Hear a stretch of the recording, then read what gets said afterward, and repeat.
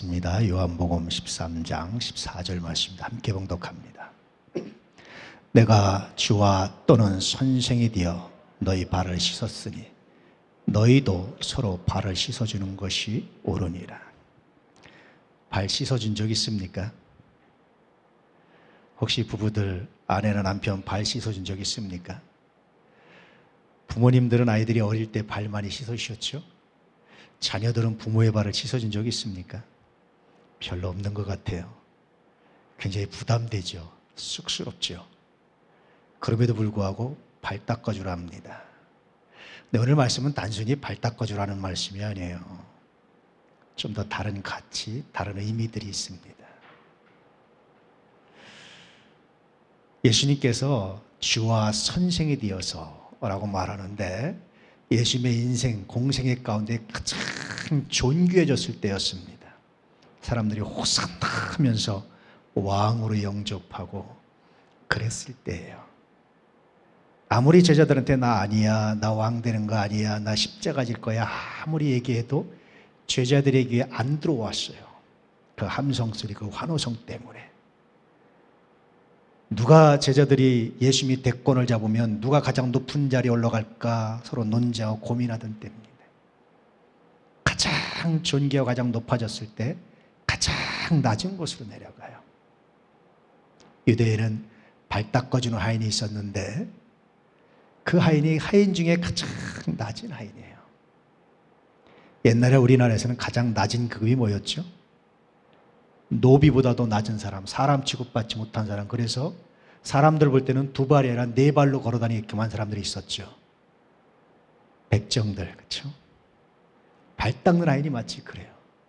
지금 인도 같은 데도 여러분 계급이 있잖아요. 브라만 계급부터. 그런데 이 노비 가장 낮은 계급보다 더 낮은 계급들이 있어요. 탈릿이라고 하는데 이 사람들은 인간 취급 못 받아요. 브라만 계급이 지금은 많이 바뀌었지만 브라만 계급이 탈릿의 아내를 범해도 타치를 못하게 돼 있어요. 가장 낮은 자리입니다. 아마 주님께서 인도로 오셨다면 탈릿이 됐을 거고 우리나라로 오셨다면 더 낮은, 아마 가장 낮은 백정처럼 가장 높아졌을 때 가장 낮은 자리로 내려가요. 마치 하나님이신 예수님이 인간이 되셔서 가장 낮은 자리로 오신 것처럼 또다시 예수님은 그런 모습을 보여주시는 거예요. 그때 뭘 하냐면 발 닦아주는 거예요. 식사하다가. 그러면서 우리에게 너희도 서로 발을 닦아줘라. 얼마나 부담돼요. 그래서 오늘 말씀의 포인트는 두 개예요. 첫 번째는 주와 선생이 됐을 때 거룩한 부담을 가져라. 발 닦아주는 거룩한 부담을 가져라. 두 번째 메시지는 이 교회 주변, 이 주변 사람들, 약한 사람들에서 거룩한 부담을 가져라. 외면하지 말아라. 그런 의미입니다. 굉장히 부담이죠, 사실은. 오늘 말씀은 너무나 유명해요. 모르는 사람들이 없어요. 심지어는 예수 안 믿는 사람들도 세족식이라는 걸 하더라고요. 보니까 그만큼 유명해요. 근데 오늘 말씀을 단순히 섬김으로만 이해한다면 말씀의 가치를 다 담아내지 못하는 겁니다. 말씀드렸다시피 오늘 말씀의 첫 번째 가치는 주와 선생이 되었을 때 행동 방식이에요. 주와 선생이 되었을 때 거룩한 부담을 가지는, 발 닦아주는 부담을 가지라고 말씀하시는 거예요. 우리에게 부담을 주시는 겁니다. 팍팍 주시는 겁니다. 그럼 어떤 사람들은 그래요. 나는 주도 아니고 선생도 아닙니다. 정말 그럴까요? 사람은 만나는 사람에 따라서 위치가 달라져요. 저는 여전히 제 선생님들을 만나요. 제 학위를 지도하신 선생님을 만나고 선생님들을 만납니다. 만나면 여전히 제가 학생을 벗어난 지가 꽤 오래됐는데도 불구하고 저는 제자입니다. 또 간혹 가다가 반대로 제가 가르쳤던 학생들을 만나요. 여전히 제가 지금 학교에서 강의를 안 함에도 불구하고 그 아이들한테 저는 여전히 교수예요. 또 때때로 저는 부모님을 만납니다. 그러면 부모님들 앞에는 여전히 뭐가 됩니까? 아들이에요. 이 남자들은 엄마가 있다는 게 얼마나 좋은 줄 아시죠? 부모님한테 가면 우리 어머니의 관심은 아버지가 아니라 온통 저한테. 제가 아들을 만나면 뭐가 됩니까? 아버지가 되는 거죠. 만나는 사람에 따라 위치가 바뀌어요. 다시 말하면 여러분 리더도 될 수 있고 팔로워도 될 수 있고 여러분 선생도 될 수 있고 제자도 될 수 있어요. 오늘 말씀은 네가 리더가 되었을 때, 네가 선생이 되었을 때, 혹은 내가 나보다 강한 사람을 만나면 약자가 되지만 나보다 약한 사람을 만나면 강자가 되잖아요. 네가 강자가 되었을 때 어떻게 해야 되느냐? 발 닦고 그렇게 말씀하시는 거예요. 똑같은 사람도요 위치에 따라 다르죠. 저는 신학을 배우고 성서를 연구했기 때문에 성서를 가르치던 제가 선생입니다. 근데 경영학을 공부한 사람하고 대화하면 제가 배우는 사람인 거예요. 의학을 공부하는 의사들을 만나면 여전히 저는 의사한테 보는 환자에 불과합니다. 똑같은 사람도 어떤 분야에서 만나는 때로 달라질 수 있어요. 그런데 네가 리더가 되었을 때, 네가 선생이 되었을 때, 뭔가 너의 전문 분야를 활용하게 되었을 때, 뭔가 네가 잘하는 것을 활용하게 되었을 때, 뭔가 너의 장점을 활용하게 되었을 때 어떻게 해야 되느냐? 발 닦아. 높은 자리에 아니라 가장 낮은 자리로 가봐. 그렇게 말씀하시는 거예요. 여러분 그러고 있습니까? 우리는 뭔가 내가 권한을 가지고 위치를 가지면 그다음부터 목에 힘이 들어가죠. 갑질을 하려고 하잖아요. 우리 마음속에 그런 속성들이 다 있잖아요. 그런데 예수님은 그 순간에 갑질할 생각하지 말고 발 닦아주라고 말씀하세요. 거룩한 부담을 주시는 겁니다. 또 다른 말로 하면 너 팔로워들과 너 제자들의 뒤치다꺼리를 하라고 말하는 거예요. 또 다른 말로 하면 너 그들의 성장을 위해서 너가 도구가 되라고 말씀하시는 거예요. 저는 제일 행복할 때가 성장에 도움을 되고 성장하는 것을 바라보는 것이 제일 행복해요. 또 더 행복한 것은 뭐냐면 그렇게 성장할 때 내가 무엇인가 베풀고 내가 무엇인가 영향력을 행사했다면 그건 정말 기쁜 일입니다. 그런데 성장한 걸 봤는데 내가 아무것도 해준 것이 없다면 적어도 그 사람에게는 나는 무의미한 존재예요. 너가 어떤 영향력을 갖는다면 그의 성장을 위해서 거룩한 부담을 져. 그렇게 말씀하시는 거예요. 우리는 성장을 위해서 거룩한 부담을 져야 될 때가 많습니다. 사춘기 아이들 얼마나 여러분 대단합니까? 권위를 인정하지 않잖아요. 기다려주고 참아주고. 신앙도 사춘기 신앙이 있어요. 은혜 정신은 사라졌습니다. 이런 사춘기 신앙이 있어요. 사람마다 사춘기 신앙을 겪는 기간이 다 달라요. 제가 보면. 근데 평생을 사춘기 신앙으로 사는 사람들이 있어요. 이건 정말 슬픔이죠. 이건 정말 아픔이죠. 그럼에도 불구하고 그들을 위해서 참아주고 기다려주라는 메시지도 포함되어 있는 겁니다. 제가 보니까 사춘기보다 더 예민할 때가 있어요. 여러분 혹시 개나 동물 키워보신 적 있어요? 언제가 제일 예민하던가요? 언제 제일 예민하던가요? 새끼 낳았을 때. 그때는 여러분 주인도 모를 수 있어요. 가장 예민할 때입니다.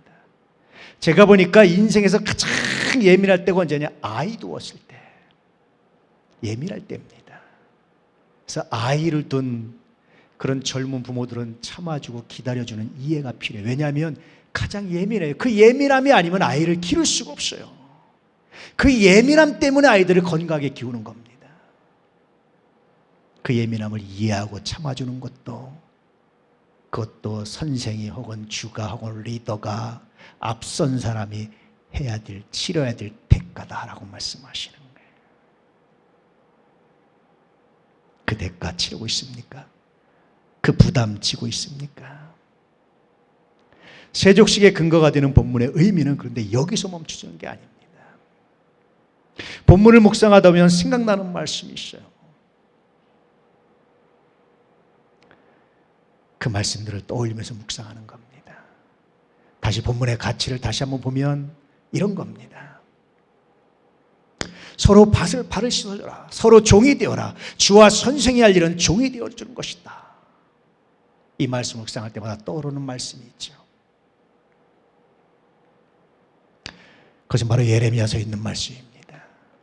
너희는 내가 사로잡혀 가게 한 그 성읍의 평안을 구하고 그를 위하여 여호와께 기도하라. 이는 그 성읍이 평안함으로 너희도 평안할 것이다. 우리가 사는 지역에 복지를 구하라는 겁니다. 그 지역을 섬길 줄 알아야 된다는 거예요. 그 지역에 너의 존재 가치를 드러내라는 말씀이기도 합니다. 그래서 여러분, 우리가 아는 푸슈케는요, 세족식과 닮아 있어요. 단순히 나만 잘 먹고 잘 사는 것이 아니라 고통당하는 이웃들을 위해서 우리가 거룩한 부담을 져야 된다는 거예요. 이 부담 없이 오늘 말씀에 순종하는 방법은 존재하지 않습니다.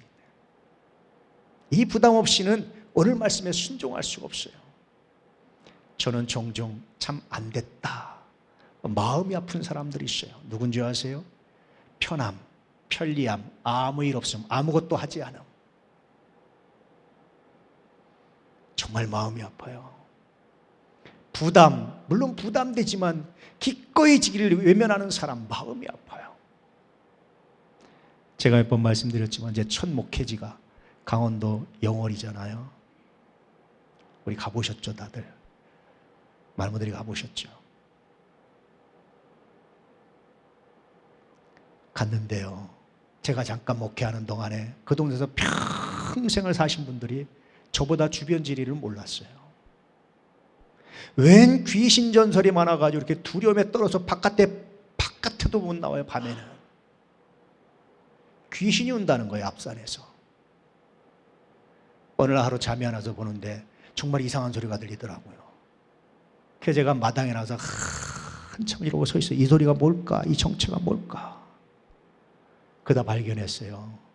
멀리서 차가 지나가는데 그것이 계곡에 메아리를 타고 들어와가지고 우르르 울리니까 이 노인 할머니들이 귀신 소리라고, 마을 사람들이 무서워서 바깥을 못 나와요. 그 다음날 제가 동네 할머니들을 모았어요. 오세요, 오세요. 내가 지난밤에 그 정체를 확인했습니다. 저 바깥에서 차 지나가는 소리입니다. 두려워하지 마세요. 그 노인네들이 돌아가시면 제가 조문을 가요. 조문을 가서 얼마나 마음이 아픈지, 하나님, 도대체 이분들의 삶의 가치는 뭡니까? 이분들의 삶의 의미는 뭡니까? 누가 이분들의 삶을 기억할 겁니까? 손자, 증손자 지나면 누가 기억할 겁니까? 그때 하나님이 저한테, 한호야, 너는 내가 기억할게. 이 말씀이 얼마나 위로가 됐는 줄 아세요? 제가 그 산골에 가서 그 젊은 나이에 목회하는데 나는 잊혀진 사람 같더라고요. 친구들은 서울에 있는데 나는 시골에 가서 목회하는데 잊혀진 사람 같더라고요. 자원에서 갔지만 잊혀진 사람 같더라고요. 도대체 내가 잊혀지는구나, 세상에서. 이런 거 여러분 경험해 보셨습니까? 정말 힘들고 슬프고 하루하루를 버티고 있는데 하나님이 저한테 그러시는 거예요. 네가 짊어진 이 짐을 내가 기억하마. 여러분, 편함, 편리함, 아무것도 없음, 외면함, 남는 게 없어요. 우리의 삶도 마찬가지. 우리 역사를 생각해 보세요. 안중근, 이순신, 김구, 윤봉길, 세종대왕, 이런 분들의 거룩한 부담이 없었다면 대한민국의 역사가 어떻게 됐을까요? 백성들에게 편하게 쓰고 읽을 수 있도록 거룩한 부담을 세종대왕이 갖지 않았다면 오늘 우리는 팔만자가 되는 한자를 배우고 있어야 됩니까? 어떻게 해야 됩니까? 우리는 누군가의 거룩한 부담에다 짐을 지고 빚을 지고 있는 사람들이에요. 바울, 베드로, 사도들, 우리나라에 있던 수많은 선교사들, 신앙의 가치로 살아냈던 유일한 회장이라든지 존경하는 사람들, 이분들의 거룩한 부담이 없었다면 어떻게 됐을까? 우린 여러분 다 거룩한 부담에 빚을 지고 있어요. 그래서 하나님은 우리에게 또다시 말씀하셔, 너희도 서로 발을 닦아주라. 너희도 거룩한 부담을 가지고 살아가라.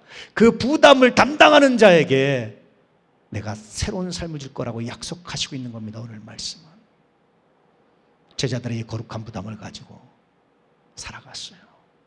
온 세계로 흩어졌습니다. 그들에 의해서 복음이 놀라운 열매와 역사를 드러내기 시작했습니다. 거룩한 부담이 있습니까? 거룩한 부담을 갖지 않은 신앙은 죽은 신앙이에요. 여러분, 그리스도인들의 인생의 마지막은 죽음이 아닙니다. 그리스도인들의 인생의 마지막은 하나님의 심판대예요. 하나님이 내가 내게 준 달란트를 가지고 뭐 했느냐? 땅에 묻어뒀는데요. 아무것도 안 했는데요. 이 악하고 게으른 종아.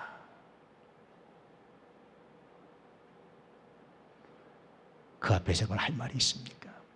편함, 편리함, 아무것도 하지 않음, 사랑하지 마세요. 어떤 이야기라도 울지 않고 웃지 않는 사람들을 예수님이 책망하셨어요. 왜 그런 줄 아십니까? 죽어 있어서 그래요. 죽은 사람 팔다리 자른다고 아나요? 죽은 사람 화장시킨다고 아나요? 느끼나요? 여러분 주변에 가슴 아픈 것이 느껴지지 않는다면 죽어 있는 겁니다. 그저 말로만 한다도 여러분 죽어 있는 겁니다. 그건 죽은 신앙입니다.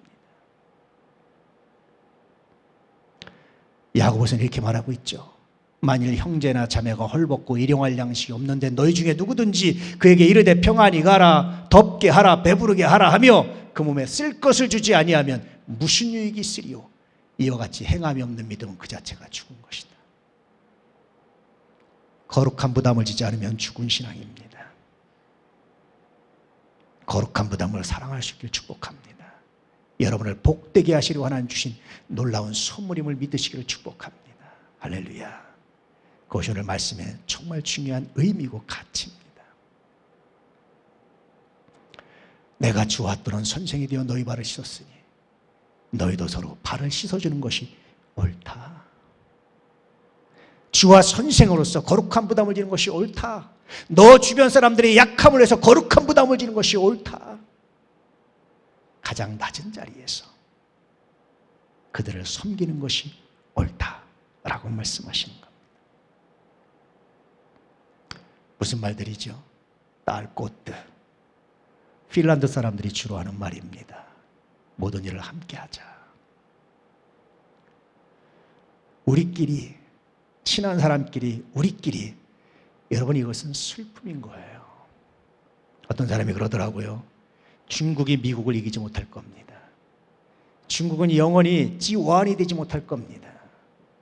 왜 그러냐면 미국 사람들은 인재를 받아들이는 거예요. 미국은요, 영주권을 주고 시민권을 줄 때 박사위가 있으면 플러스로 줘요. 어드밴티지를 줍니다. 인재들한테 굉장히 폭이 넓어요. 전 세계 70억 인구 중에서 인재를 뽑아 쓰고 있다는 거예요. 미국은 이민재들을 통해서. 중국이 아무리 13억 인구 가지고 해도 70억 대 13억 게임이 안 된다는 거예요. 진짜 그렇게 될지는 모르겠지만 그러나 정말 중요한 교훈은 하나 있습니다. 수용력입니다. 포용력입니다. 딸꽃 수용력이에요. 나와 생각이 다르고 나와 가치관이 다른 사람을 수용하려면 어떻게 해야 됩니까? 거룩한 부담을 가져야 돼요. 그의 발을 닦아줘야 돼요. 허젤러, 평안함, 유유자적. 네덜란드 사람들이 하는 말인데 이것은 단순히 아무 일 안 하는 것이 아니라 거룩한 부담을 평안함으로 승화시키자는 거예요. 몸에 슬픔이 오고 병이 오는데 삶의 일부로. 내 삶의 고통은 삶의 일부. 그래서 그것조차도 평안함으로 유유자적함으로 승화시킬 때 삶의 행복이 있다는 겁니다. 스스로 발을 닦는 거예요. 휘게, 이 말은 잘 아시죠? 유명해서 느긋하게 함께 어울리게. 그가 따라올 때까지, 그가 동참할 때까지 기다려주는 거예요. 이번에 푸시켓 티켓 판매 현황을 보고받고 제가 수없이 전화를 들었다 놨다. 근데 마지막까지 안 했어요. 왜 안 했는 줄 아세요? 기다리자. 올해 아직 가치를 모르면 내년에 알겠지. 내년에 모르면 그 다음에 알겠지. 참여한 사람들을 통해서 깨닫게 되겠지, 알게 되겠지. 하나님 알게 해주십시오.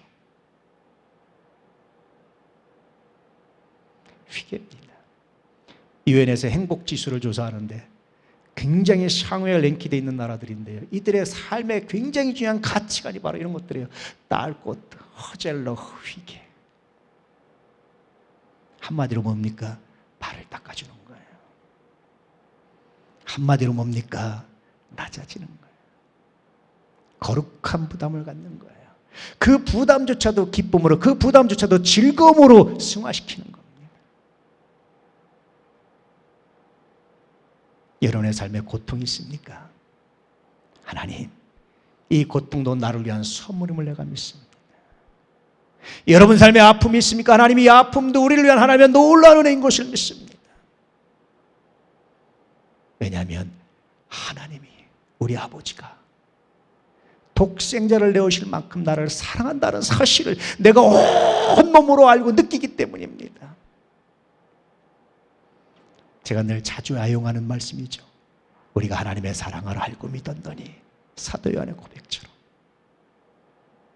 이 사랑을 확신하면요, 두려울 게 없어요. 이 사랑을 확신하면 염려할 게 없어요. 이 사랑을 확신하면 그저 감사뿐입니다. 하나님이 곧 주신 선물임을 내가 믿습니다. 할렐루야. 정리해드리겠습니다. 본문은 주와 선생의 역할에 대한 가르침입니다. 주와 선생은 팔로워와 제자들의 성장을 위해서 거룩한 부담을 가지고 대가를 지불해야 되는 존재들이라고 말합니다. 바울은 서신서에 주로 이렇게 말하죠. 여러분은 나의 면류관이고, 여러분은 나의 기쁨이고, 여러분은 나의 영광입니다. 실제로 그렇게 됐을까요?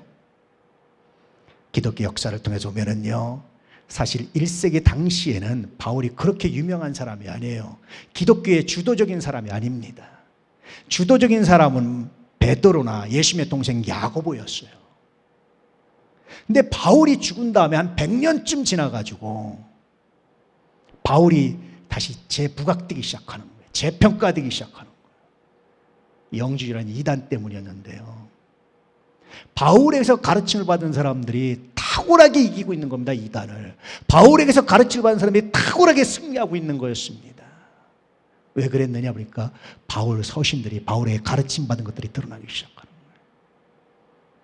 바울의 말대로요, 그들이 기쁨이요, 그들이 면류관이요, 그들이 영광이 된 거예요. 할렐루야. 여러분, 팔로와 제자들의 발을 닦아주십시오. 여러분의 영광이 될 줄로 믿습니다.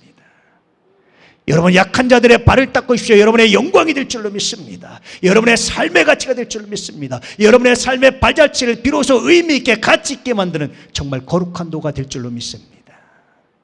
발을 닦아주십시오. 할렐루야. 그리고 여러분, 우리 주변을 돌아볼 수 있기를 축복합니다. 거룩한 부담을 사랑할 수 있기를 축복합니다. 그들을 위해 내가 뭘 할 수 있을까를 고민해 보시길 축복합니다. 우리 하나님이 반드시 그 고민 위에 귀한 열매로 함께 하실 줄 믿습니다. 너희가 서로 발을 닦아주라. 바로 이 말씀을 하고 있는 거예요. 그래서 오늘 말씀에 메시지가 있습니다. 한번 읽어볼까요? 시작. 팔로와 제자들의 성장, 그리고 주변에 있는 약자들을 위해 거룩한 부담을 지라. 그러면 살리라. 살기를 축복합니다. 기도하겠습니다. 할렐루야. 아버지 하나님 감사합니다. 너희도 서로